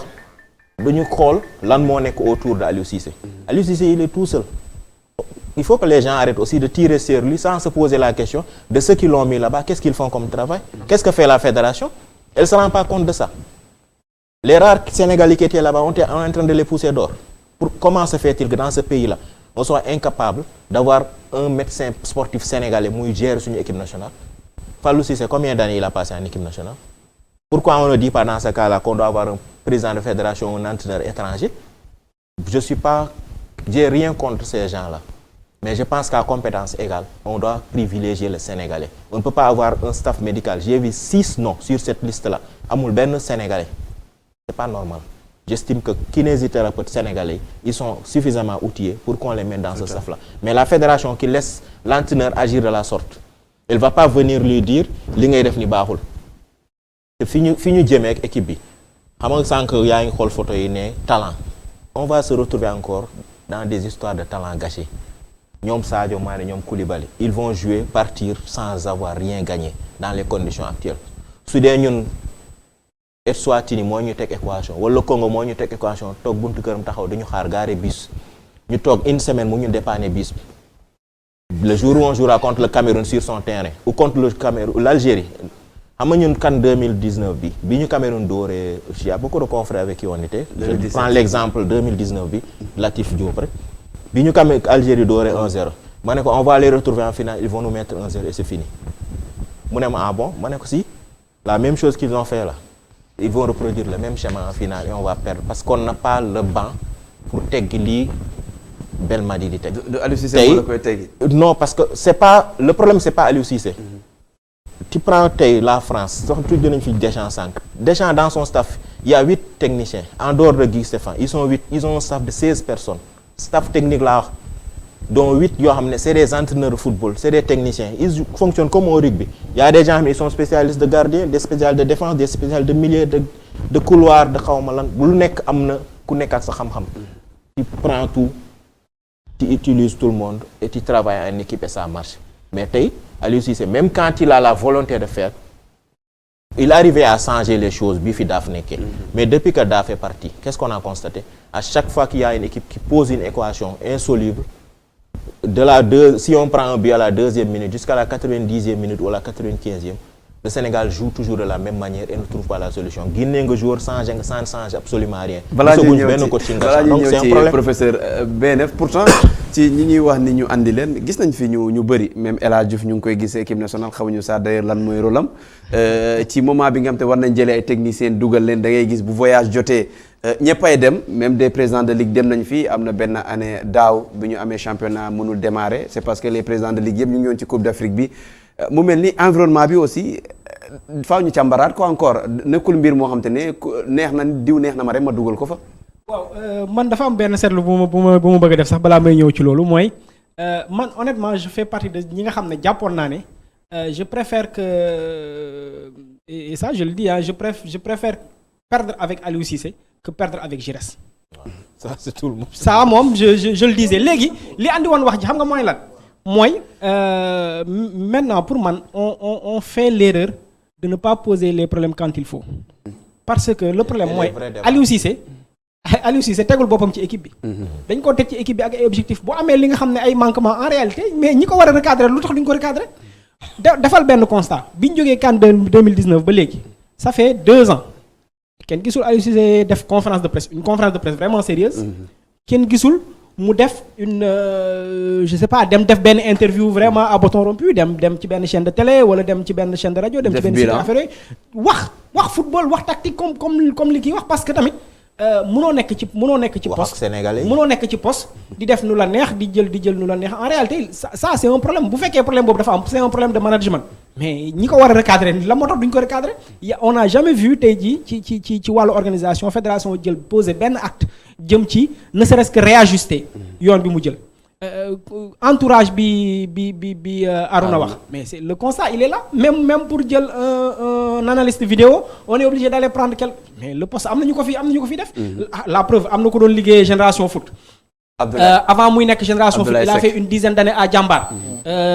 il a eu à collaborer avec des médias ñun ñii bi ñuy dem CAN 2019 on l'avait sollicité am luñ gis ne y a quelque chose maintenant bu fekkee loolu yëpp dañ koy jël ñu mettre à la poubelle on va parler de oui bu fekkee El Hadj Diouf dafay sànni xeer ñu jël teg ci wetam tey jii El Hadj Diouf c'est quoi son rôle dans l'équipe? C'est un conseiller du président de la fédération. Est-ce que tey jii il est impliqué dans le staff? Je ne suis pas. Est-ce qu'il est outillé même pour aller dans le staff? Il n'a pas les outils. Qu'est-ce qu'il va apporter? Il n'est même pas. Il est là pour. Techniquement et tactiquement qu'il peut rien dañ ko andi ngir mu noppi en quelque chose. C'est le constat qu'on fait parce que en réalité bi mu ñëwee ba tey moom également. changer na discours esprit critique bi mu doon am xëy na il est plus dans le politiquement correct ak affaire yooyu. mais tey jii faites un constat ci Aliou Cissé. Pour man déjà on pose le débat très en retard parce que tey jii on est à quelques mois de la CAN les gens vont parler de non dañ ko fi dàq waruñu ko dàq ak yooyu déedéet pour man c'est un débat qu'on aurait dû poser juste bi ñu jógee CAN 2019. ne waaw def nga benn kii ñu toog évaluer xool lii ak la parce que aussi bu fekkee dañuy bëgg a baser sur des résultats purement sportifs. Prolonger le contrat après. C'est-à-dire qu'on ne s'est même pas donné la prolonger ko avant ñuy yegg. mais li andi lool ci mooy ci problème de timing. mooy tey jii personne ne se dit bu ñu yemee rek ci résultat purement sportif ne waaw résultat victoire nul défaite. mais on va se retrouver ci benn situation boo xam ne on va compter ay victoire Eswatini victoire truc c'est bien parce que il faut nga gagner yooyu pour dem CAN mais tey jii le principal problème tey jii mooy depuis 2015 benn mooy sur un plan purement tactique saa yu ñu équipe jiitalee on gagne pas soit on fait match nul comme contre Brésil ak yooyu soit on perd mooy lu ñu dal Maroc moo ñu dal ñaar yoon xaw ma ñett yoon Algérie moo ñu dal contre Cameroun en 2017 et cetera c'est-à-dire c'est un problème qui est là boo xam ne on le constate on le voit beneen problème bi mooy on a un effectif pléthorique de joueurs bu ñëw équipe nationale 2015 ak léegi ça fait 6 ans on a utilisé plus de 100 joueurs poste gardien nga xam ne mooy poste bi nga xam ne moo gën a laaj stabilité on a convoqué 12 joueurs yi nga xam ne convoqué nañ ko ma jàpp ko sama xel nii diggante ba ci Seyni Dieng bi mujj nii 12 joueurs tu prends le poste d'arrière latéral on a fait jouer au moins 25 wala 26 joueurs te ba tey amuñu satisfaction. nga ñëw ci poste milieu bi nga nekk dans la même situation nga dem ci poste milieu offensif nga nekk dans la même situation nga nekk ci poste attaquant de pointe nga nekk dans la même situation attends nan nga mën a amee stabilité ak équipe yooyu souvent dañuy tàmm di xas joueur yi naan joueur yi amuñu caractère mais caractère balaa nga koy am foog nga am confiance. confiance bi li la koy jox mooy ñu bàyyi la sur une certaine régularité tey jii bu fekkee yow Sékou Seydi mosoo def plateau ñu xëy bëgg la def plateau ngay gàgg wala ngay kii ak affaire yooyu mais on va se dire que mais erreur bi du ci yow ñi la tegul ci yoon bi la. on a une équipe tey jii équipe 2002 bi. même jigéen ñi boo leen laajoon mën nañ leen limal à peu près 8 sur le 11 de départ. parce que y avait une certaine régularité c'est-à-dire di nga xam ne joueur bi bàyyi lu mënti xew. joueur bi ñëw ci ginnaawam tey jii lu mu aay y a un numéro 1 qui est là qui est installé parce qu'il y a un projet qui est là. am di fay bu ñu doon xool talent intrinsèque rek xëy na ñi nekk ci digg bi foofu moo daaxoon football Aliou Cissé. man jàpp naa ne xëy na sax moo daaxoon football Salif Diao. y avait Pape Sarr ak yooyu mais. lu mu mën football il a eu la malchance d'être venu après ñooñu on les a installés sur la durée balaa ngay intégrer kenn ci 11 bi rek dafay nekk loo xam ne vraiment buy ñëw dalee leen day andi un apport tey jii on a une équipe boo xam ne tey jii amul kenn ku la mën a wax peut-être en dehors de Sadio Mané ak Kalidou Koulibaly il est sûr de pouvoir jouer le match suivant amul même le capitaine bi ñu installé woon avant kii bi muy Cheikh Kouyaté avant mondial 2018 bi qu'est-ce qui s'est passé Cheikh Kouyaté bi ñuy dindi brassard ci moom matchu Croatie bi ñuy dindi brassard ci moom yëgu xam ko conférence de presse la ko yëgee donc instabilité mais Babacar problème mu brassard boobu de coupe du monde 2010 ba tey ba ci ba tey dernier dafa match bi ça continue c'est pas un problème réglé et la fédération ne prend pas ses responsabilités. parce que le problème n'est pas réglé gis nañ suñu confrère Bakary am yu mu révélé keroog nit ñi di tëb di daal mais problème mu brassard bi depuis coupe du monde ba léegi c'est un problème dans le groupe depuis que les gens laissent traîner. et c'est des problèmes comme ça de petits problèmes qu'on accumule di ko accumuler di ko taf yëngal mais stabilité boobu noonu les joueurs là si tu les installes pas je suis désolé mënoo am si ñoom dara et poste boo mënti jël nag poste boo mënti jël. Doyen est-ce que finalement ça fait pas peur. Ah oui situation bi oui en tout cas ñaari match yi ñu mujjee gis moom ça ne rassure pas du tout les Sénégalais équipe bi comme ni ko Babacar waxee mais équipe da ngay stable da ngay am ossature parce que équipe Sénégal boo ko suivre bu baax nga jëlee ko rek ci finalu 2019 bi contre l'Algérie et tout ça boo xoolee équipe bi da nga naan y a 3 ou 4 joueurs yi nga xamante ni peut-être qu'il y a un problème. C'est le poste de latéral gauche. Ça, c'est un problème. Demi-centre B, aussi, on a un problème. Salif Sané gagne. Bon, on n'a pas de demi-centre.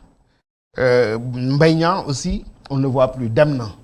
En fait, voilà peut-être 3 postes mais tu peux chercher en étant entraîneur les 3 postes. Mais il faut que me pourvoir quoi. Il faut que je trouve un latéral gauche, il faut que je trouve un demi-centre, il faut que je trouve un avant au poste de Mbaye Niang. Ensuite, moi, je peux comprendre que nga doublé ko, mais tu as une ossature, tu as une équipe type. Nous ne sommes pas des techniciens, mais on a vécu ça. On a une équipe type, une équipe qui peut représenter valablement le Sénégal. Alors, il y a 2 engagements yi nga xamanteni ci lañu jëm moy qualification coupe du monde bi moy CAN bi qualification coupe du monde bi mais normalement Sénégal dafa war a qualifier dafa war a tollanti bi mooy lan mooy ne depuis bi mu amee 5 places en Afrique ku qualifier benn yoon di nga qualifier ñaari yoon parce que tu as une ossature. Sénégal rek moo ko réussiruloon en 2006. te xam nañ bon 2006 on a fait beaucoup d'erreurs. Si on n'avait pas fait d'erreurs on aurait pu se qualifier boo xoolee normalement cette fois-ci on doit pouvoir se qualifier demaat coupe du monde tollanti ko. mais au rythme où vont les choses là. Y a un problème tubaab bi ñooy wax bon si les fruits tiennent la promesse des fleurs mais là les fruits ne tiennent pas la promesse des fleurs. mais surtout en interne déjà. li nga xam te ne mooy rôle bu ñuy xaar le directeur technique aussi dañ koy waxtaanee ci lu bari. mais le patron de l'équipe nationale c'est pas le directeur technique yéen ñëpp xam nañ ko c'est le président de la fédération. C'est le président de la fédération qui doit prendre ses responsabilités à un certain moment. C'est pas le directeur technique. Il faut pas qu'on se trompe aussi sur ce plan-là. Maya Sidbar n'a pas de responsabilité, n'a pas de pouvoir de pression sur le sélectionneur. C'est le président, ça. Ça aussi, il faut que ça soit clair. Moi, je me souviens quand on est revenu de la Coupe du Monde. L'association des entraîneurs a organisé une rencontre où il fallait évaluer les bilans techniques et tactiques de la Coupe du Monde. Moi, je suis allé en curieux, j'ai dit, bon, je vais y aller. C'était à la maison de la presse. Alors, quand je suis allé, bon, c'était très bien, mais les gens ont parlé de tout sauf du Sénégal. Moi, je suis venu, j'ai dit, moi, j'étais venu pour écouter ce que vous avez à dire sur le bilan technique, tactique du Sénégal et tout ça. Nous, maintenant, on l'a fait. Donc on ne le fait pas. Ce sont les autres équipes qui nous intéressent. Il y a un malaise. Mais je pense qu'à lui, si c'est compte tenu de ces résultats, on ne peut pas aujourd'hui dire on va le jeter dehors. Mais je pense que ce que les gens ont dit là, c'est important. Il faut que nous constituions un staff. Je ne dirais pas une commission technique. Il y a eu des commissions techniques dans le passé ici pour l'équipe nationale. Ça veut dire des gens qui ont leur mot à dire sur la sélection, qui ont leur mot à dire sur la façon de jouer. Mais il faut 2-3 entraîneurs que nous donnons. Je pense qu'au Sénégal, il y a des jeunes entraîneurs qui sont là. Nous Dabo, nous Senghor, nous Cheikh Gueye. Mais je pense que ces jeunes entraîneurs-là, ils peuvent bien aujourd'hui nous donner à lui. Bon, voilà, on vient, nous donnons des attributions, bien entendu, nous donnons des responsabilités, nous dimbaleko, parce que nous bon, ça va être très difficile. Depuis que Daf Nekon Sochaux, comme adjoint, nous avons fait des piges en équipe nationale, il faisait des allers-retours et tout. ma ne leen waa ji bés bu ñu ko titulariser à Sochaux comment on va faire on me dit à l'époque il y a des responsables fédéraux ñu ngi may déglu nag ma ne leen comment on va faire ñu ne ma non on a réfléchi à ça on a quelqu'un on se prépare à ça ma ne leen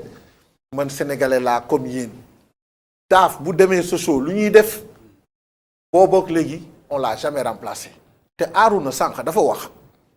Bogar préparateur physique analyste vidéo médecin kiné ñëpp ay tubaab lañu loolu rek Sénégal rek laa gis ci àdduna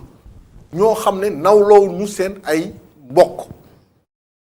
ci dëkk nga xam ne am na ay compétences avérées y a un garçon qui est chirurgien orthopédiste tey mi ngi exercer à Tëngéej je l'ai rencontré la dernière fois bi ñuy jouer ak Tëngéej Génération Foot Alioune Badara Diouf je vais le citer ce garçon tubaab bi dañ koy invité Clairefontaine pour déglu ko c'est un jeune il a fait Prytanée machin il est sorti il est brillant et il est médecin à l'hôpital Le Dantec ma koy laaj quoi ma ne ko mais yow xanaa ñun xamuñu la parce que yow mu ne moom man damay dem Clairefontaine dañ may invité ba tey absolument parce que xam nañ ne am naa lu ma mën am naa lu ma jàng te mën naa ko mu ne ma Ismaïla Sarr bi mu gaañoo fii Thiès man maa ko faj te bi mu demee Angleterre kenn neewu ko sa tànk bi liñ ci def baaxul te fii laa ko fajee Sénégal donc pour dire que ne li ñun dafa mel ni dañu am benn complexe ne il faut ñu am ay tubaab alors que on te parle de patriotisme. est-ce que problème bi foofu est-ce que tëjuñu mbir mi aussi seen biir. ma ne nit da ngay am fulla gis nga am na yoo xam ne man entraîneur du ñëw di ma imposer wala sélectionneur di ma imposer c'est moi l'employeur et doo ma imposer benn nit te validé wu ma ko parce que ñooñu ñuy jëli ji bu match bi jeexee ñu tënk seen ay bagages demaat Bogaar musuloo wax ne équipe locale yi nii la ñuy jouer lii la ñuy def lii la ñuy def lii la ñuy def bi fi ba Amiens xaw na ko fi jël. waaw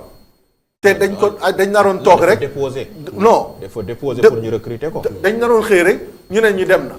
après ñu nekk final oui non lu xew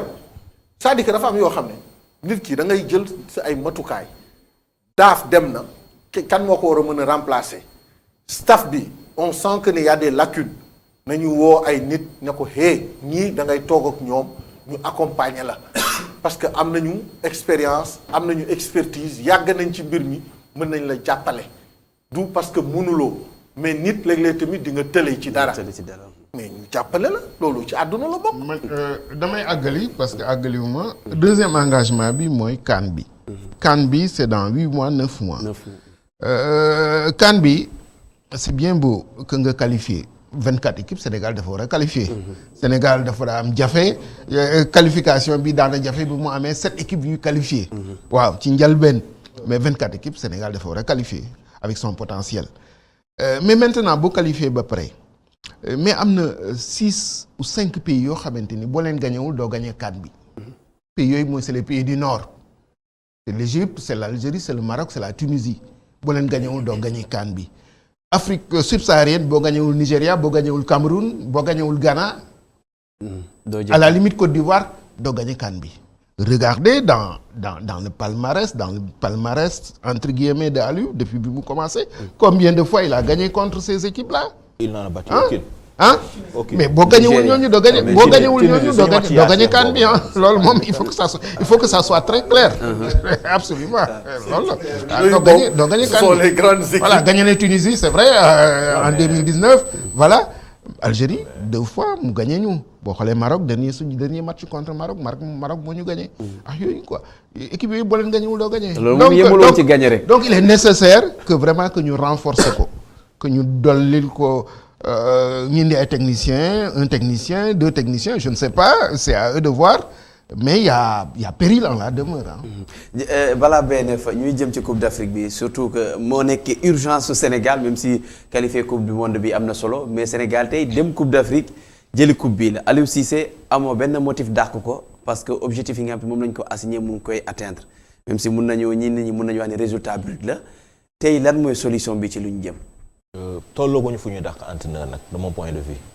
c'est vrai que am na problème bu am mais bi mu gagné 4 premiers matchs yi le débat ne s'est pas posé alors que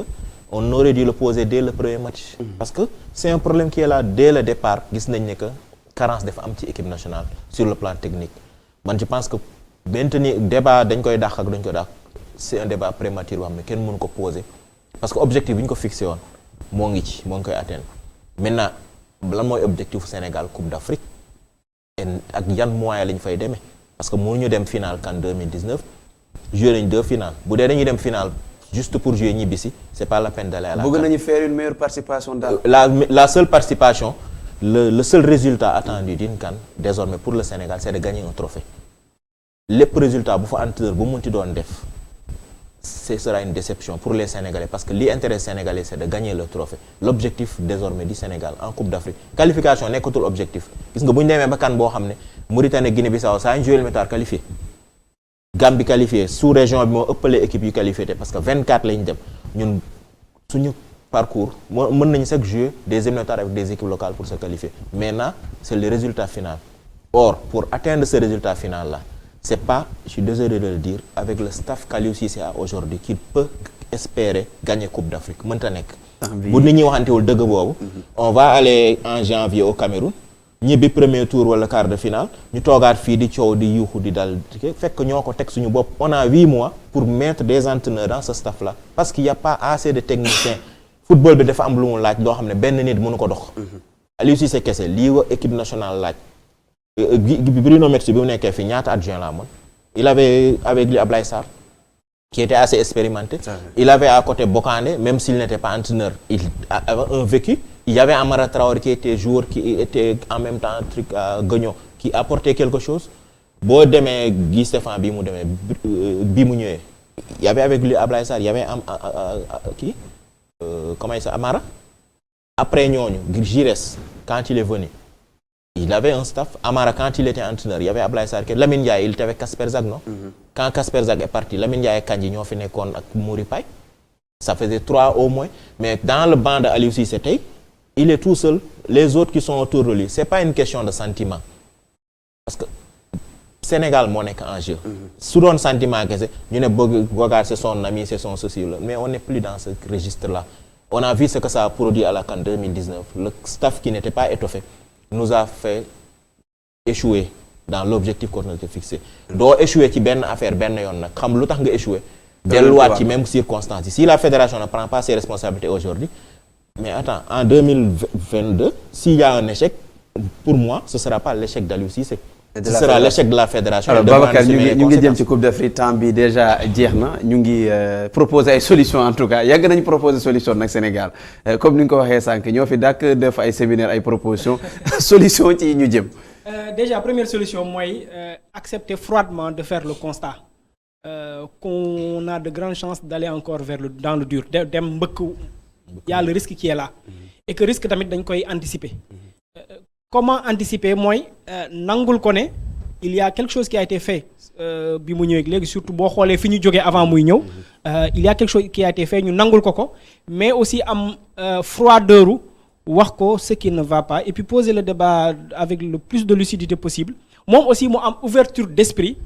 bu mu mën a jàppee ne li ko nit ñi di wax yépp pour njëriñam la parce que bu gagner c'est le premier qui va en jouir en fait. On va pas dire Sékou Seydi vainqueur même bu fekkee sénégalais nga moom en tant qu'entraîneur on va lui donner d'abord ce crédit là et que nit ñi koy wax yépp il y a ce besoin d'ouverture là parce que gëm naa ne tamit ce sera difficile de lui imposer quelqu'un bu fekkee dafa garder rigidité boobu et quelqu'un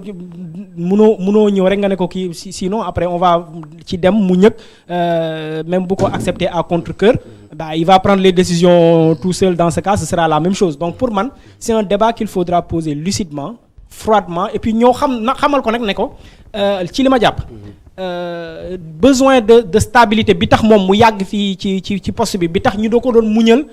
pour mu mën a yàgg boobu besoin de stabilité boobu lañ soxla également auprès des joueurs pour ñoom également ñu mën a installer parce que tey jii on a des joueurs comme Crépin Diatta comme Ismaël Sarr kii pour man tey jii waroon nañ toll bi ñu jógee ci CAN 2019 ak li ñu wone comme révélation waroon nañ am un peu plus de bouteille un peu plus de confiance ci équipe bi xam ne on a d'autres épaules yu ñu mën a wekku ci kaw ñu am yeneen relais pour Sadio Mané et ça aurait été valable pour des joueurs comme Papa Alioune Ndiaye comme Kalidou Koulibaly comme Sabaly même bu fekkee peut-être dafa blessé ak yooyu besoin de stabilité bi tax nit ñi mën ko muñal yenn yi dafa war a continuer moom également en termes de relais vis-à-vis de son équipe sinon il y a un grand risque mu perdre son effectif. Vous comprenez que le football sénégalais bari na problème parce que 90 minutes mënuñu ko jeexal ci waxtaan xajul ci 90 minutes xëy na ñu am yeneen plateau ñu ko waxtaanee di la jaajëfal professeur Mamadou Koumé. maa ngi leen di sant en tout cas émission bi permettre nañu ñu échanger point de vue. ñu xool équipe nationale bi moom nañ mujjee équipe nationale bi suñu équipe la. équipe bu sénégalais yëpp la ku nekk am nga ci sax xalaat. et puis ku nekk aussi ce souci mooy ne équipe bi mu am ndam. waaw pour mu am ndam nag il faudrait que ñu am courage vraiment apporter résoudre certains problèmes. donc aujourd'hui comme ni ñu ko waxee il n'est pas question naan dañuy génne Aliou Cissé ci équipe bi mais dañ ko war a. renforcer may ko doole pour que mission bi nga xamante ni moom lañ ko dénk mu mën a aboutir. Talla Fall merci pour la disponibilité. Merci di kontaan ci ñi ma bokkal plateau bi parce que grand Koumé sunu mag moom vraiment kenn du ko seedeel parce que humilité disponibilité partage ci li mu jot a dund xam nga donc Babacar moom waxuma ko Arona c'est quelqu'un d'habitué donc on partage beaucoup et je le suis aussi dans les réseaux sociaux bu baax. Et du kontaan vraiment débat yu mel nii parce que football dafa laaj débat dafa laaj ñuy poser les vrais problèmes aussi il faut que Sénégalais yi nangu moi je comprends pas pourquoi on n'est pas exigeant en nous-mêmes moi c'est ça qui me pose problème et on manque de rigueur dans ce qu'on fait très honnêtement et ça je le dis en toute sincérité ñun bëgguñu poser les vrais problèmes ni ñu lii vraiment lii buñ ko moytuwul lii dinañ mais dañuy laam-laamee rek di ko raay bay musiba am ñu ne la prochaine sera la bonne. Mbaa dañuy layam. xaw ma ban la ci le mot vocabulaire en vogue layam kon ci lañ nekk. dina jaajëfal Arona. maa ngi leen di gërëm ci invitation bi plaisir la woon comme ni ma ko waxee sànq ñëw toog fi fekk fi suñu doyen Koumé ak Talla ak Babacar vraiment j'espère que débat bi xaw na mën a éclairer ci football sénégalais bi ci équipe nationale lépp lu nit di wax aussi. dañ koy wax pour mu jéem a avancer parce que passionné lañ ci sport bi passionné ci football bi bëgg mu jëmee kanam moo tax ñu ciy wax bu dunoo loolu ku nekk toog sa ku jàpp sa njàmbur mais ñoo ko bokk war ci mën a indi suñu xalaat échanger si ñi ko yor aussi peut-être déglu critique yooyu parce que c'est pas pour yàq mais on a besoin de dire ce qu'on pense ñoom ñu jëlee ci dara rectifier parce que ñoom peut-être ñoo ngi ci biir mën naa am yoo xam ne duñ ko gis ni kii nekk à distance ci ko gisee donc pour apporter quelque chose de plus ci football bi la et puis Sénégal jëmee kanam parce que bu gagné ñun ñooy nekk premier yu ciy profiter donc Sénégal yëpp bëgg nañu Sénégal am ndam toujours. Babacar Ndaw Faye. Merci beaucoup